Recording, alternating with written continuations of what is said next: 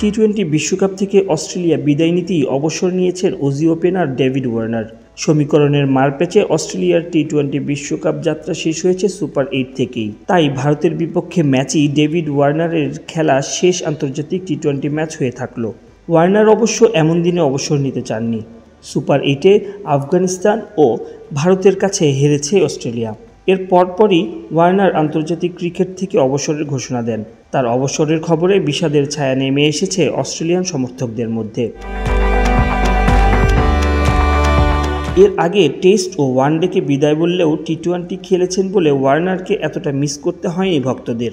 অবশ্য আন্তর্জাতিক ক্রিকেটার হিসেবে যা যা জেতা সম্ভব তার সবই আছে ওয়ার্নারের ক্যারিয়ারে।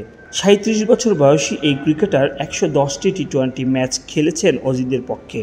রান করেছেন 3277টি। 2021 সালে জেতেন এই ফরম্যাটে অস্ট্রেলিয়ার একমাত্র বিশ্বকাপ। 20 ওভারের ফরম্যাটে 142.47 স্ট্রাইক রেটে ব্যাট করেছেন তিনি। অস্ট্রেলিয়ার হয়ে এক ঝাঁক শিরোপার সাক্ষী এই ব্যাটার। ওয়ানডে বিশ্বকাপের সঙ্গে অজিদের হয়ে টি-20 বিশ্বকাপ ও টেস্ট চ্যাম্পিয়নশিপও জিতেছেন তিনি। মোট 3টি ফরম্যাট মিলিয়ে প্রায় 19,000 রান করেছেন ওয়ার্নার। সেই সঙ্গে রয়েছে 49টি সেঞ্চুরিও। তবে আন্তর্জাতিক ক্রিকেট ছাড়লেও ওয়ার্নারকে নিয়মিত দেখা যাবে ফ্র্যাঞ্চাইজি ক্রিকেটে।